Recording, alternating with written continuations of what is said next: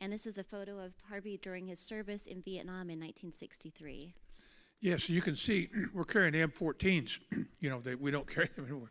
So that's what we carried, and it was a great rifle. I'm on the tarmac there at Da Nang Air Base, and Da Nang Air Base stored Agent Orange and fuel there. And on my right shoulder is a short 6-foot rope that we used to rappel down. We tied it around our waist and hooked a D-ring on it, and the long rope is a rappel rope that came out of the helicopters. We were assigned there with the 3rd Marine Recon Battalion, Charlie Company, in 1963, and we weren't supposed to be there, combat troops. This was the first combat platoon into South Vietnam. And I was the only Native American Indian, so I was the first Native American Indian Marine into South Vietnam in 1963. And I stayed there 9 months and went in there weighing 188 pounds, came home weighing 149. Well, I really love seeing this photo of you during your service too, and we'll talk a little bit more later about how your service and how your experience has kind of shaped your interest in designing the memorial. Yes. I want to take just a couple minutes and provide a little background for everyone about the history of the memorial. So Congress directed the National Museum of the American Indian to create this memorial to honor Native American veterans for their service and to raise public awareness of this long history of service. Native Americans, including American Indians, Alaska Natives, Native Hawaiians, have participated in every major military conflict since the Revolutionary War, often serving in some of the highest numbers per capita of any population in the country, and continue to serve in high numbers and with great distinction. But this history really isn't very widely known, and so Congress wanted for the National Museum of the American Indian to create this memorial to raise awareness of this history of service and to honor it too.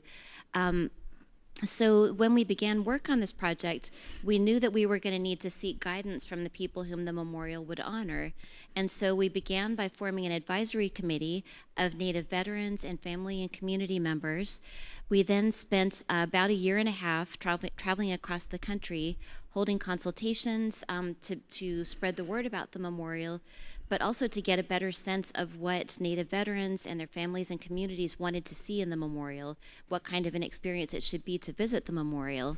So the things that we heard in those consultations directly shaped shaped the design goals for the memorial, and what we wanted to accomplish with the memorial. We then held an international juried competition, and in 2018, Harvey's design was chosen. And this is, on the left you see Harvey's initial sketch for the memorial, and on the right is the design that he submitted. And so his design was chosen from more than 120 entries because it really best accomplished the things that we'd been asked to do. We were told that the memorial needed to be inclusive of all Native veterans from all eras and all branches of service. It needed to acknowledge the sacrifice and support given by the families of those who served. It needed to embody Native spirituality in a very inclusive way again, and it needed to be a place of healing and remembrance. And Harvey's design just accomplished all of that so beautifully. So Harvey, I know that you participated in some of our consultations in Oklahoma, but you didn't initially think about submitting a design, right? But then you kind of were... Exactly. I thought, they've already picked somebody. Why are they going around there? I thought they already got this done. And so I was asked several times to submit a design by the Cheyenne Arapaho tribes, and I refused. I said, no, it's already done. And the second time they asked me, and I said, well, let me sleep on it. Let me dream about it. Let me dream about it. And I said, no, I'll let you know. And so I thought about it and got up the morning and sketched out what I thought it should be about. And my initial thoughts were, I want it to be a place that you have to go to participate in something, not just to go and look at something and walk on by. I wanted you to be able to go there and pray for your relatives that are there, that have been there, that are going to be there. I wanted to give the elements there, and Native people are very attuned to nature. You know, That's one of the things about them. We're connected to everything. We're connected to the air and the ground and the earth and the things that crawl across the earth and fly through the earth. Even the insects. We're all connected. And I thought, that's one of the things I've been taught. Whatever we're connected to, and I wanted to make that way that people would go to a location. I thought about it. I said, as a Cheyenne chief, I go to a teepee to do ceremonies. And that we go to special places, and we go do a special place to do a sweat, and other Indians go to kivas, and then your dance grounds are all round. And my grandfather used to say, we're a people of the circle. He said, you look at the elements, you look at the seasons, and you look at the life cycles, and things are eternal, and keep going around and around. And I thought, it's circles. I need to put circles in here. And we say that the power comes from the directions, and we're very concerned about directions. And so, you called 4 directions, and tribal people say there's 6 directions, up and down. And some nations say there's 7 directions, and that's the ground that you stand on. So you have to think about, I said, I need to incorporate all those things, the sacred fire and the earth and the water and air and the ground. We make ceremonies with the ground. We put things in the ground. We put prayers in the ground. We tie prayers in the trees and in the bushes. And I said, I put prayer cloths in there. So that was my initial thoughts in a lance, and I didn't know that I couldn't talk about it to anybody. I remember. So after I did my initial sketch on this yellow tablet, my wife looked at it. My wife's Gina, is a retired police officer. She looked at it. She said, "Harvey, that's pretty good. You ought to finish that up." So I gridded it out, did it on grid paper, and measured it, and so an archaeologist could look at it and put it together. And then my son, who is also an artist and a school teacher, and he came in and he said, "Dad, you need to get that animated." He said, "Let's animate." I said, "I don't want to get that. I don't pay somebody. I pay somebody." He said, "Don't worry." He said, "I know some guys." And he took me to these animators that had been doing some Disney stuff in Oklahoma and introduced me, and I showed them these drawings, and they turned those drawings into photographs like they were already done. And that's what I carried up here to the museum and on a Veterans Day in 2018.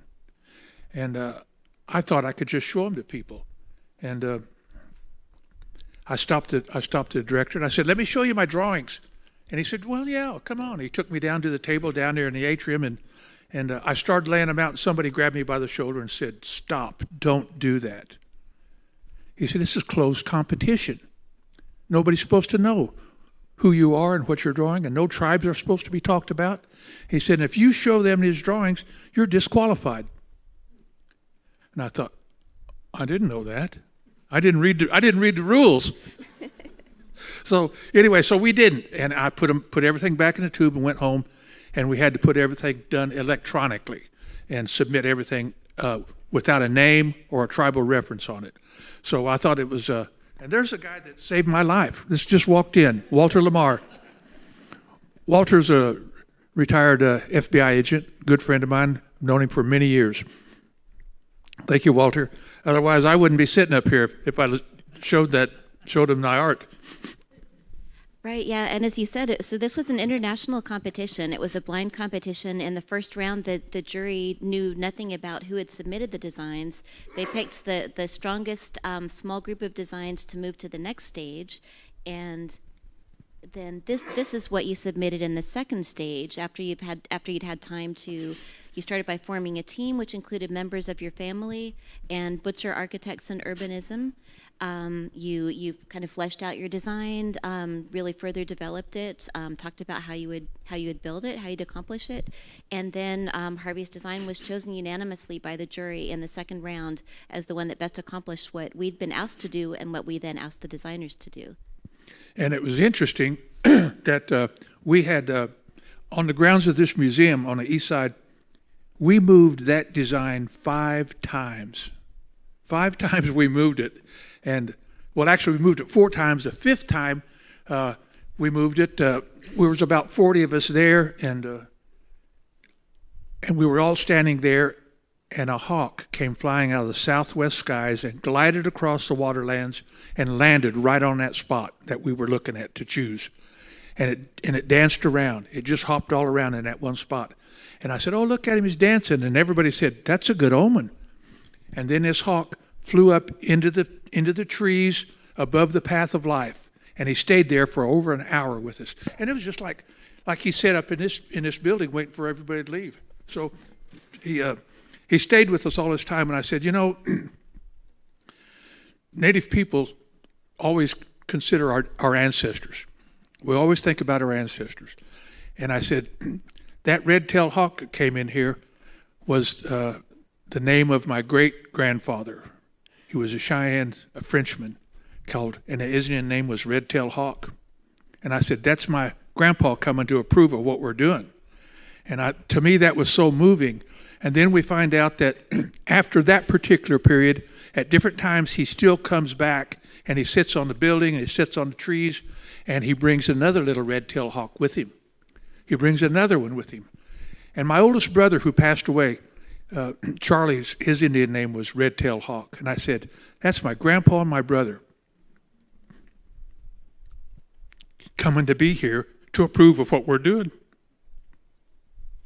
It was really powerful, and it was incredible too, because as you said, there was a whole group of us kind of tromping through the underbrush, looking at the side, and the hawk wasn't bothered at all, just stayed there long enough that we could go in and ask our photographer to come out and get a photograph of it. So it was really amazing and so moving when you shared the story afterwards too about the connection to your family. Yeah, and he comes back at certain periods on, like when we were putting the lances up, he showed up and stayed there and watched us do that. So to me, it was very emotional. Okay, and we've got a couple of photos taken by your wife Gina of showing some of the fabrication of the elements of the memorial. So you had the ring was fabricated at, I want to get the name right, Redlands Stainless Steel. It was an Indian-owned company in Oklahoma City, and I had them do the sheet metal, the metal circle that that they put together for us, and architects had a great deal to do with helping us out here and picking the types of metal. And I didn't think about what type of metal to use, or whether it was stainless steel or brushed or polished, or and what type of concrete, what type of granite to use. Those things never. I just said, well, we'll just do it, But architects really defined a lot of our work and made it better without changing the concept. And so this Native American family built this bronze, and another company in Oklahoma City built the lances, and another refinery in Oklahoma City did all the bronze work on the lance heads and the battle streamers and the eagle feathers. So we tried to bring as many people locally that we could. And it was Crucible Foundry that did the bronze work, right? Yes, the Crucible. They're a big foundry in Norman, Oklahoma, and I've used them for several years. My brother used them for several years, and they do excellent work. They did a life-size elephant herd. Can you imagine a life-size elephant herd that they did out of bronzes? And Harvey, I remember you said that when you submitted the design, you kind of thought, and once you were selected, you kind of thought that was the end of your part in this process, right? Yeah, I thought I was done. They said, Harvey, we've made a decision, and we've got some good news and some bad news. And I said, well, give me the good news first. He said, the good news is you won, and the bad news is now you got to do it. And I thought I was through. Let somebody else take over and do this. All I had to do was give you the idea. But he said, no, you got to be there. You got to approve everything that's done. We don't want someone changing your concept. You have to be there. So Gene and I, for the next 3 years, we're here anywhere from 5 days to 10 days every month, watching everything being done and going to all these committee hearings that we had to get approval from the various agencies around Washington, D.C. And an example was the fire. I thought we could light the fire, an eternal fire, in the base of the ring. And they said, no, you can't do that because of the laws and the rules on fire. And where people could have access to. So we only light it when it's necessary, when you have a special program. So that probably was the only thing that was disappointing to me, was that the fire wasn't burning all the time. But I could understand that. Somebody to be out there roasting weenies. Yeah, and so we do. We are able to light it for special ceremonial occasions, including this afternoon. Following this talk, there will be a ceremony to light the flame and a presentation of colors by the Kiowa Blacklegging Society. So it'll be a beautiful ceremony. Yes, and Jean and I love coming back at different seasons to see it in the different seasons. We've seen it in the rain and in the cold weather. When the snow hits, we'll come back again and look at it again. So we love coming up here and watching people come in there and hearing their comments and about what they feel. And I've always felt that the museum is doing the museum and the memorial is doing what it's supposed to do. It's supposed to help people heal, give them some strength, and help them to recuperate and to pray for their loved ones in the past, the present, and the future. And to me, that is what is going on. I come in here and see the Hawaiians in here, and they're hanging their leis on those lances, tying them to the lances, and people coming in and tying medicine bags to the lances and ribbons to the lances, and those are prayer cloths. Well, not all tribes use prayer cloths, but some of the Plains tribes do. They tie something into a tree or a bush, a bag, a medicine bag, or a piece of cloth with something in it, and maybe a flesh offering, and they tie it in there and ask the Creator to give us a blessing. And so that's what I included that on the lances, where people can come in there, say a prayer into that cloth, tie it on that lance, and every time the wind blows, that prayer goes out. And if you go out there and look, you see those lances are just covered in prayer cloths and leis and different items tied on there. People even tied their wedding rings on there, their rings and things on there. So it's becoming a special place. I think it's a place that you will can benefit from when you don't feel good or you feel like you need to communicate with someone or pray for somebody. That a place to go sit down and sit in there quietly. And what's amazing to me is that you're in the heart of Washington D.C. and you crawl in that area of Harmony, and it just gets quiet, peaceful, and people will sit there for hours, and even non-native will go in there and just sit for hours. And I love coming there when the natives are tying prayer cloths and they're hearing that drum music and they're dancing around that ring. They're dancing or doing a little ceremony or putting an object in the ground or smoking something off. Those what makes things powerful. You have a special place where you like to go to, in your life. Maybe it's a little certain spot somewhere on the river or down the road or somewhere on your property, and there's something special that you feel special at that area. And that's the way I feel about certain places on our property, that we can go there and just feel like a blessing's coming to you. And something happened in the past. Someone years ago did something there at that spot and made it special, made it a blessing. And you're starting to receive from that. And that's what I wanted from this memorial. I wanted the people to come there and pray and sing and make blessings and make promises, and that other people will come there and they'll feel those same things. They'll feel those same things about how they feel, and that they'll feel serenity. They'll feel peaceful, and they can go home that way. They burn a little incense, burn some cedar, burn some sweet grass, and all those things, and the prayers that go out. That's what I wanted to happen, and I go there now and I see that. It's a blessing. Yeah, and Harvey, you're answering most of the questions that I I'm sorry. No, it's okay. It's great. And I just wanted to say, kind of along the lines of what you were talking about earlier, you've got this nice winding path that takes people through the landscape as they're approaching the memorial. They kind of have a chance to prepare themselves first, and you kind of feel yourself being removed from, the hustle and bustle of the city and walking into this really special place that's sheltered by the trees. Oh, mm-hmm. If you'll notice that path, it's curved, and some tribes call that the Red Road. and we changed it to the Path of Life because some of the other nations don't have a red road, so we call it the Path of Life, and it swings through there like that because in your life you have ups and downs. You know, you fall out of grace, you come into grace, you fall out of grace, and that we call it that it's the path towards harmony. And once you get to that memorial, and you step inside, you're in harmony with the elements, with the directions, with the cardinal points, with the sacred colors, with eagle feathers, with the waters. All those things you're in harmony with, and you should be at peace once you make that path of life. And that's why I did not want it to be a pathway all the way through. It has to be a destination. I said it has to be a place that you want to go to. It has to be a place that Native Americans a long time ago said, I have to go over there to do something. I have to go to that kiva. I have to go to that hogan. I have to go someplace to do this ceremony. And it's not someplace that you're going to just walk by going to someplace else. You have to want to go here. One way in and one way out.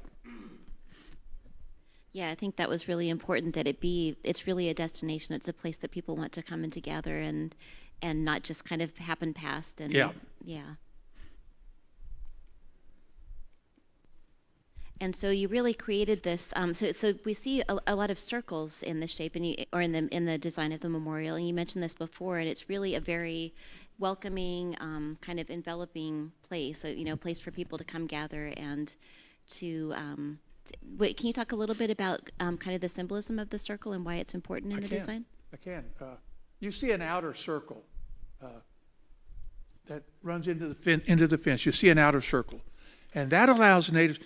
Let me say something. The purpose of this National Native American design was made for Indians. Indians will recognize those things, but we accept and invite any veterans or any veteran family to come in here. But it was designed for Indians, that Indians will understand. So you see the outer circle. A lot of tribes, when they go to a ceremony. They will enter it from a certain direction, and they will leave from a certain direction. So we have 4 different entryways, which reflect the directions, north, south, east, and west. And so the tribes can enter where they tribally enter, from the north, the south, and they can go into the inside. And the inside, as you get inside, I call that harmony, where you're in touch with all the elements, with all the directions. And the centerpiece is, I call it the drum. The drum, it's a stylized drum. And you'll see my first design, I made it look like a drum. We changed it to a stylized drum with a stainless steel vertical ring. And that ring is sitting on that drum. And that drum has about 3 or 4 inches of water in it. And that water is controlled by 2 different types of pumps. One that controls the volume and one that makes it pulsate. As it pulsates, that's the sound of the drum and the rhythm going out across the land. And as that, you'll see those little marks there, that's the rhythm that is going out, created by this mystical drum. And it sends that drum beat out, and it goes down the path, and it goes across the mall and across the grounds all the way to the West Coast, calling people, veterans, to this memorial. And when you go to an Indian country and you go to a ceremony, first thing you hear is the drum start. And that's saying, come on, we're getting ready to get started. Get your clothes on, get things ready. And that's what I reflected on. I wanted a rhythm to call the people out. So that stylized drum with water in it. Water is purification. Nothing grows without water.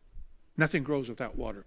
So we did that, and the fence, the railing in the fence has the same rhythm to it. It has the same rhythm. It breaks itself, it's tight, and then it gets a little looser as it goes out. And that also guides you in and causes a rhythm of everything. So to me, the drum beat is a rhythm, the heartbeat of our people. And that's what we wanted that to expand out across the land. And so the lances, you see these lances here, they're bronze lances. They've been acidized, and what they're tied to, you'll see the tail of it over here on this one on the right. We call it a battle pennant, battle stripe. Military people have their battle pennants, and Indians had their battle pennants, and this is what this represents, a battle pennant. And we tied those eagle feathers to it. Eagle feathers are the rewards that Native people make and create. And I can't do something and go tell you that I did it. I have to have someone that was there, saw me do something, and then they tell the story. So a lot of times it's difficult for Indian people to tell you a story because they're not supposed to do that. And generally, there's someone else that's supposed to talk for them. So that's what a lot of people will have to talk for you. I get confronted with that a lot. They ask me, how come I didn't do something? I said, well, I'm really not supposed to do that. Someone else is supposed to do that. Someone else is supposed to speak about that. So these are bronze feathers. They're bronze feathers on a battle pennant and with a battle lance and a lance head. And those lance heads are about 24 inches long. That lance weighs almost 400 pounds. 400 pounds that the architects helped design and put it together. So it took a while to put those in those back of those walls of that inner circle. And then you see the rings that we put on it so that people could tie their blessings and their prayers on there, and their prayer cloths and just different items. And so you had one lance had the white battle ribbon on it, and then red, and then yellow, and then black. And those were the sacred colors that we used during this proceeds. And that's that centerpiece is a piece that they use in ceremonies. If they have ceremonies, they paint them and they'll tie things in those ceremonies and post them. And so that was posted at the museum, and they let it sit there for about several weeks, and finally decided they better bring it in before someone takes it. So, but you'll see the little feathers tied in there, and on the right, and the ribbons, and whenever they tie something on there, when it gets real full, the staff will come out and remove those items. They'll remove them and dispose of them in a properly way. Sometimes they may burn them, and they may go bury them, return them back to the earth.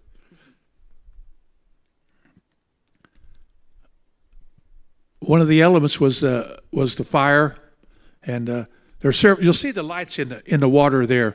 And some of the things that we discovered that we didn't really intend to do was you put it at a certain depth, and that light comes through that water, and you could put your hand out over that light, and the flame would dance in your hand. It looked like your hand had burst into flames, and that to me that was just another gift that the Creator gave us, something special that we didn't plan on. And the water is not very deep. They was afraid that if I made it too deep, people would be bathing in it. So we made it pretty shallow. But it works. It works. You'll notice that on that drum, there's lance points on it. You'll look at them when you go out there. You'll see they're pointed down. No, these are pointed up on the drum. They're lance points all the way around it, pointed up. On the back of the wall of those back there, they're pointed down, and that's reflective of we're still here. We're still here. We put our spear in the ground, and we're still here. And so there's just a couple of little things that we did that to me that were special and not everybody recognizes. But even the type of granite that we had to use. I just thought we'd just use some granite, and I said, no, we had to use special granite, special places. Where did it come from? And the type of water. Did they want water to come from the wetlands, or did we to put? Well, we used water from. But it's blessed water. They bless it. We come in blessed. I bless it every time I come here. I bless the water, so that you can use some blessed water. And the other tribes will do the same thing. And the benches on the inside are half a bench.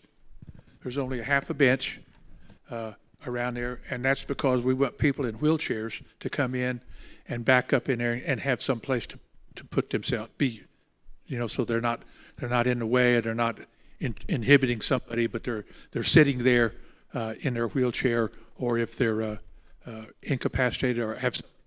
I even put a bench on the path of life by the Armed Services SEALs.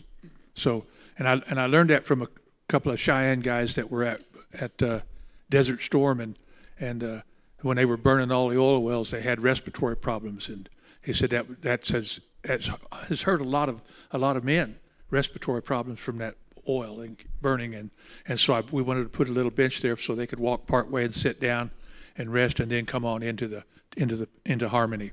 So it's truly been a blessing for us all. And you talked about wanting to include the 4 elements, and you've just talked about the flame and the water. You also talked about wanting to include air and the earth in the design. Yes, I did. I wanted that, and this vertical circle, besides reminding us of the everything is in existence and that it's ongoing, and it's also the hole in the sky where the Creator lives, and that's what we refer to that the hole in the sky where the Creator lives, and that's why we use eagle feathers, because the eagle can fly through that, and so we ask the eagle to carry our prayers. We send our prayers to the Creator, and he flies up to his high, because he flies the highest, and he gets up there, and he delivers our messages, and the Creator gives him his blessings back, and he comes back and brings our blessings back. And so that is actually the hole in the sky that we refer to, and that's that inner circle. So you there say your prayers, go through there, and the blessings come back through there. And the water on the outside, and the water inside, and the air and the earth. We have a lot of ceremonies that you put blessings in the earth. You feed the earth, you feed the spirits. You give them something sweet, bread, meat, coffee, and tobacco, and you put it in the earth. And so they can do that. We can feed those spirits right here, because you can touch the earth. And another thing, we've got a speaker system, and I'm with the understanding that this is the only memorial that has a speaker system on the mall. And what you have is, when you walk around, you have 4 speakers, and you hear a tribal flag song. All tribes have a song about the American flag. Almost all tribes do. They sing the American song. All tribes have songs about their veterans. They sing a veteran song, and then they sing an honor song for the honors and what men have to give up their things, maybe their lives or their someone else. And so we honor those people that do those things. And we play that constantly here. Those songs are played constantly here. And a specific tribe could say, we're from so-and-so, and we have those songs. Can I send them to you? And if we come on January the 20th, could we hear our own songs? You could. You could probably hear your own songs. But for the most part, they're played in general, and that's to honor our veterans. That's to honor our veterans and the families. The families are so important to veterans. When I came home, am I going in the right direction? Okay. When I came home from Vietnam, we have a ceremony among Cheyenne Arapos, and they meet you and they bless you, because that refers back to the old days. In the old days, when war parties went out and they fought and did the things, and before they could come into the camp, they were stopped, and they stayed outside the camp range, and they howled like wolves. Let the people know they were coming back. They howled like wolves. And the medicine men would go out there and bless them and pray for them and do ceremonies on them, because they didn't want them coming into the camp with that mindset of war. They didn't see. They were studying PTSD long before we talked about it. I never heard of PTSD, but I'm trying to think about them. Old-time Indians were doing it already. They didn't want that man coming into the camp and what they said, where the humans are. They didn't want you coming into the camp with your bad attitude, your fighting attitude. So they stopped you out there and prayed for you. Then you could come in and walk among the humans again. And so that's what we do now. We do that. They have these ceremonies for people, and they bless you. And my family has a big giveaway. They give away whatever they've got of value, they give it away, and to the various tribal members and people, and I think that's what helped me the most. And I think another thing that helped me the most was when I came out of the Marine Corps. Within 6 months, I was a police officer. So I went from one brotherhood to another brotherhood, and some people don't get to do that.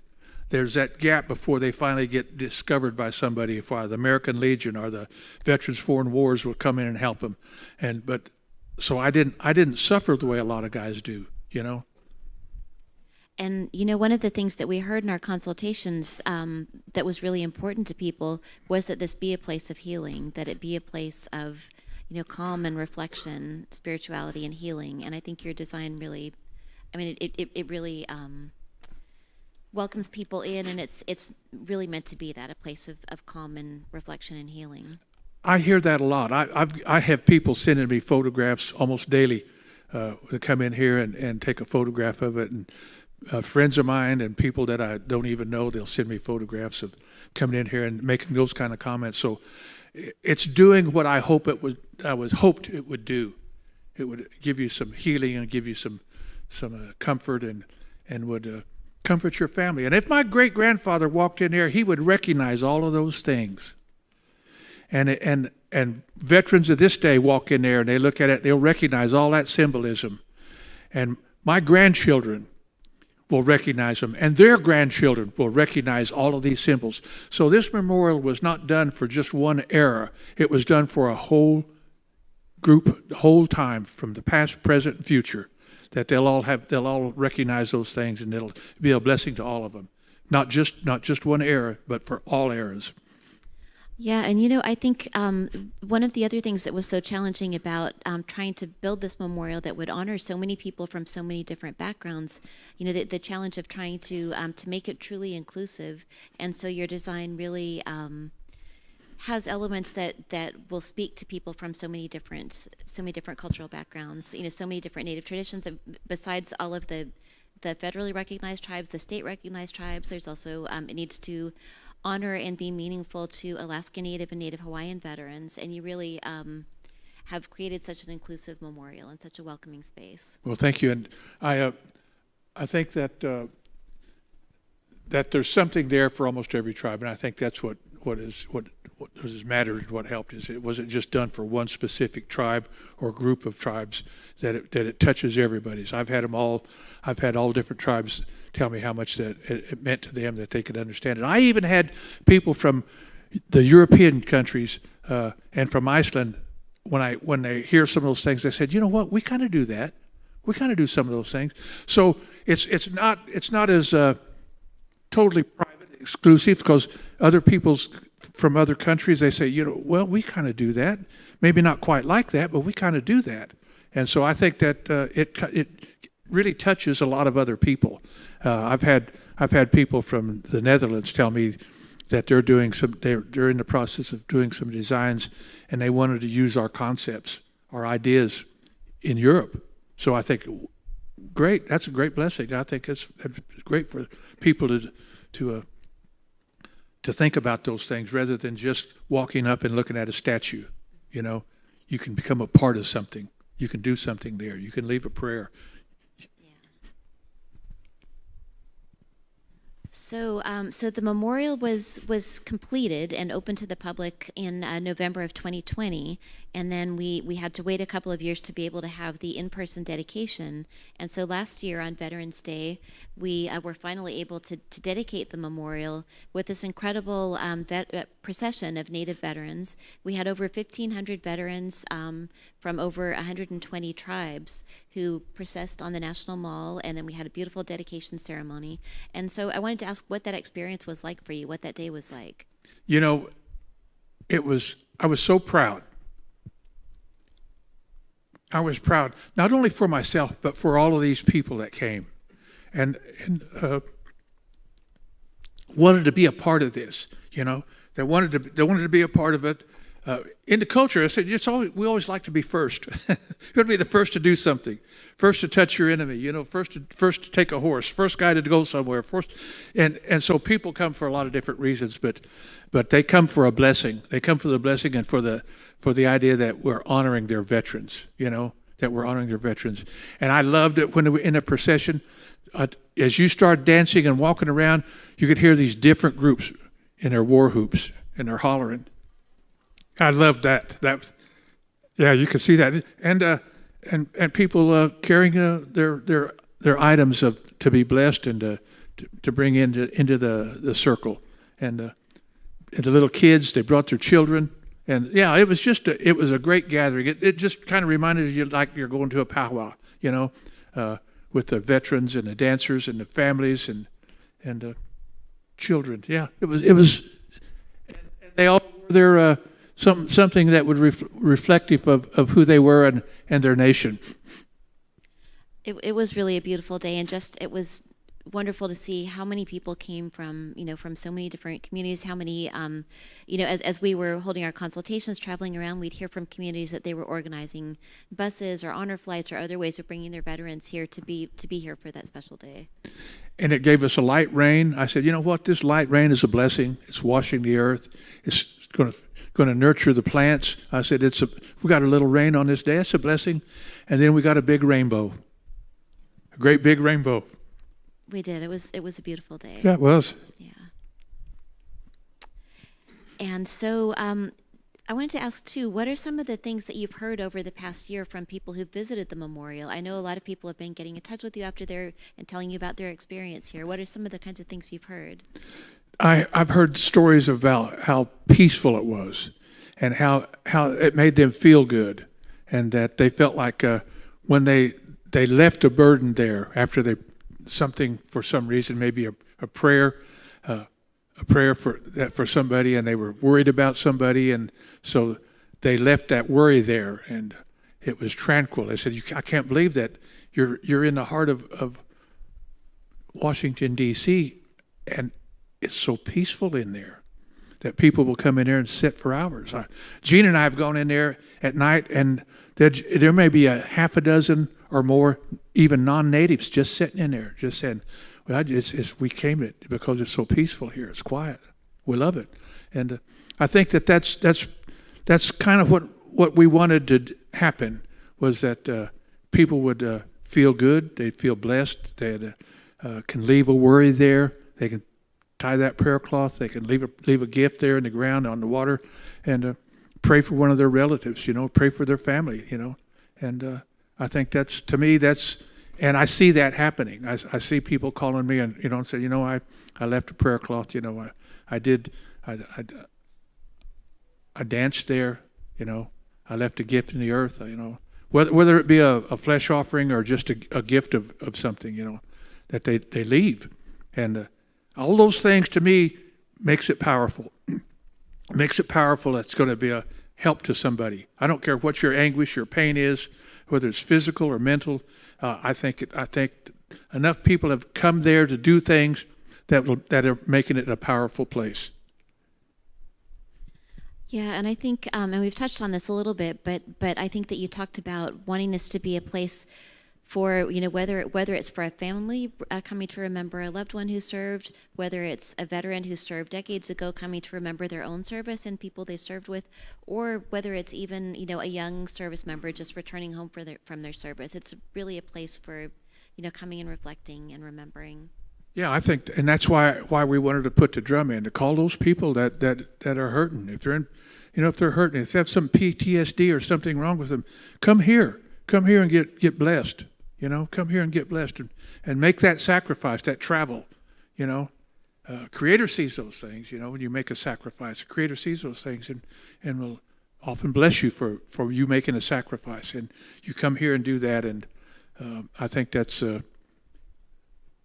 happening. I'm hearing people say that, and that's what we really wanted it to happen. I said that was one of my biggest worries was that we would build this, and some people would say that it's not working. You went totally in a different direction. We wanted to see a statue or something else. And I said, no, historically, traditionally it's a place to go to. It's a healing place, and that's what it's all about, taking care of one another, and that's what I wanted to do.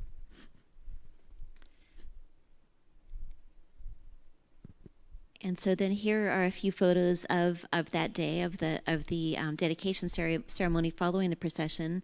We have photos of some of the advisory committee members who were within the circle with you and the museum's director as the flame was lit. And then in the center, there's a photo of you and Gina together.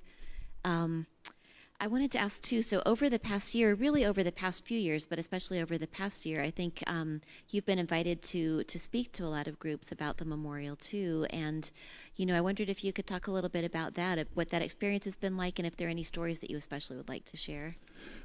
Well, that is another big surprise. I'm really not a public speaker. I was a supervisor in law enforcement for years, and so I did some things, concerning budget and equipment and things like that, but I never considered myself someone that would go to Albuquerque or Denver and give a talk to a bunch of people about the memorial, and then I went to Florida and visited with 900 Vietnam veterans. 900 Vietnam veterans. Average age was 76, and a lot of guys had missing body parts and were in wheelchairs and electric chairs and running around, and they were having a good time. And I felt proud. I said, I love you guys.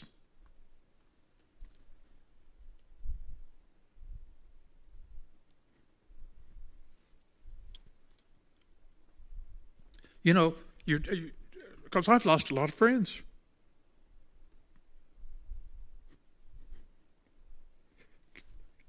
Kids that I grew up with never came back.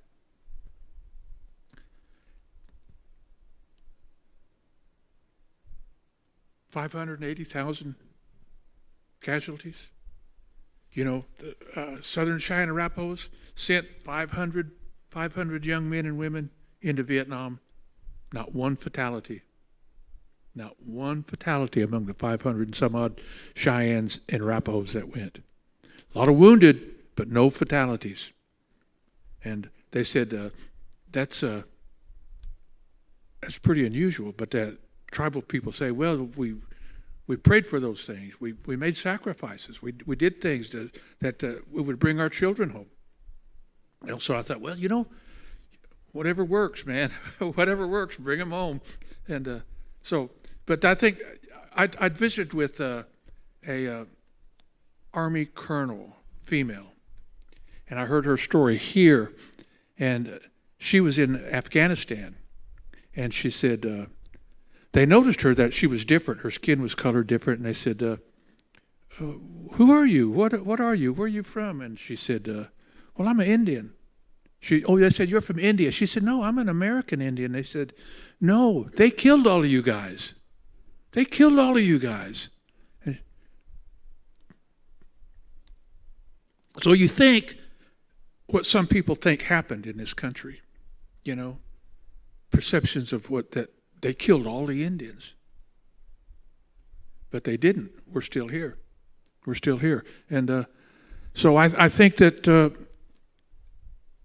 different stories that people tell about how they feel about certain things and what they've done are important for us to hear. That's why we're here today.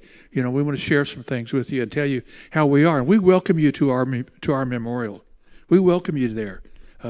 Your family, the family of veterans, non-Native Americans, your families, come there and receive a blessing, and walk away with a better feeling about what's going on with your life, and pray away those bad things. It's like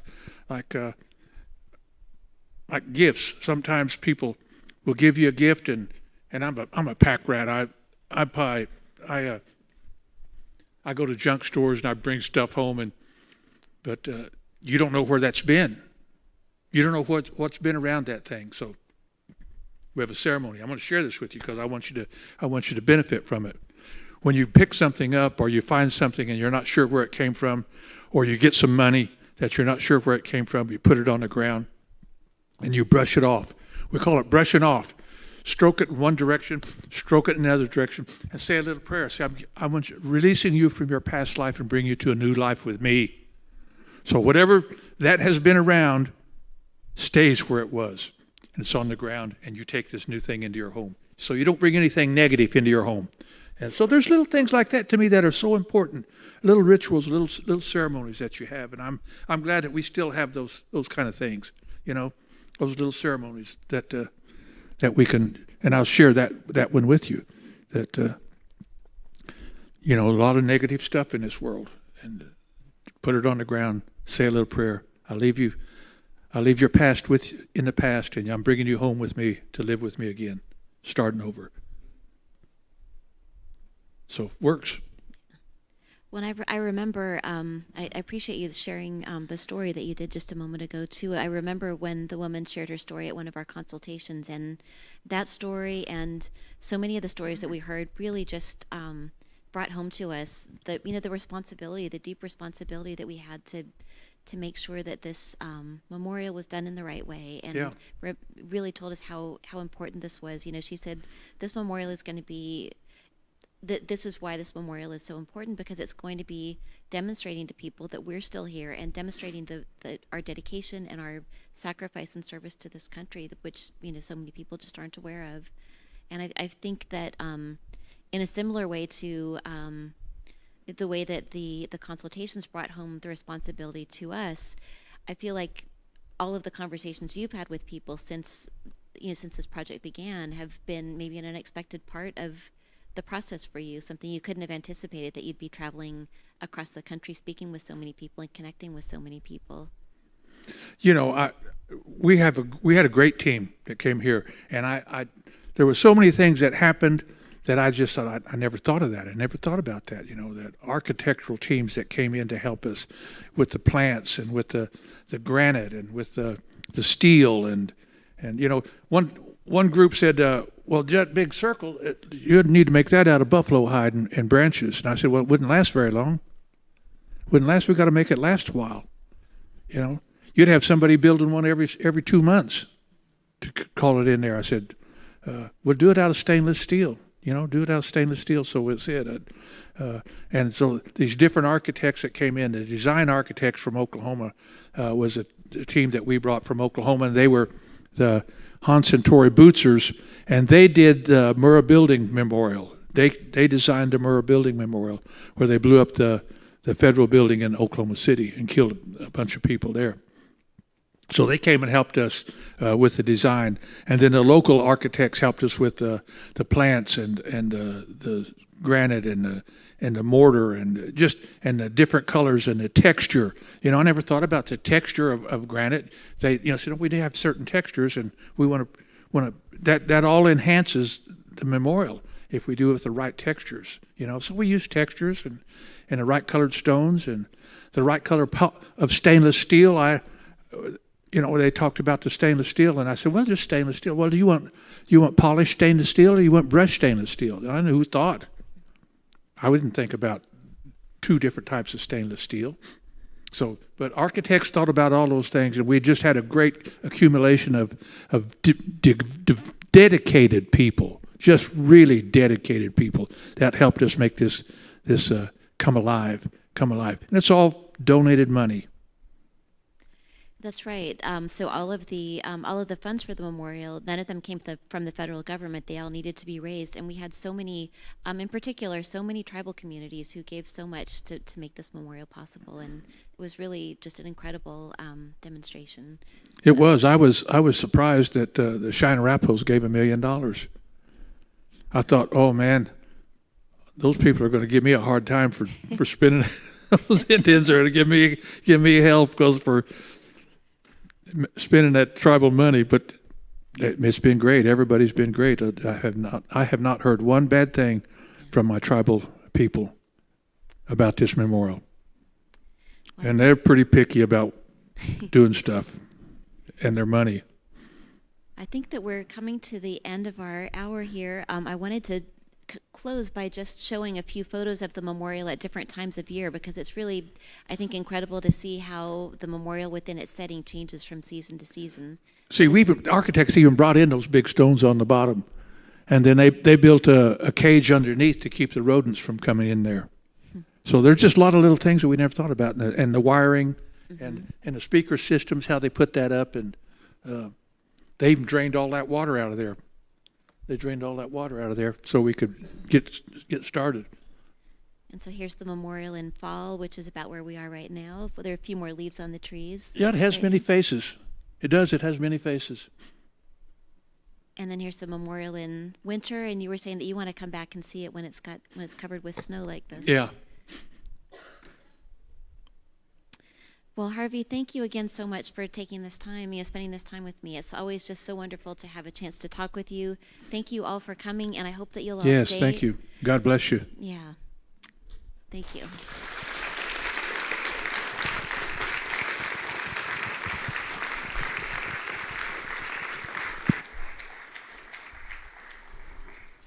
Thank you, Harvey and Rebecca, for the informative and inspiring conversation. Now, please return your attention back to the stage for the screening of Why We Serve, Native Americans in the United States Armed Forces. After the screening, please join us on the Welcome Plaza for a wreath-laying ceremony.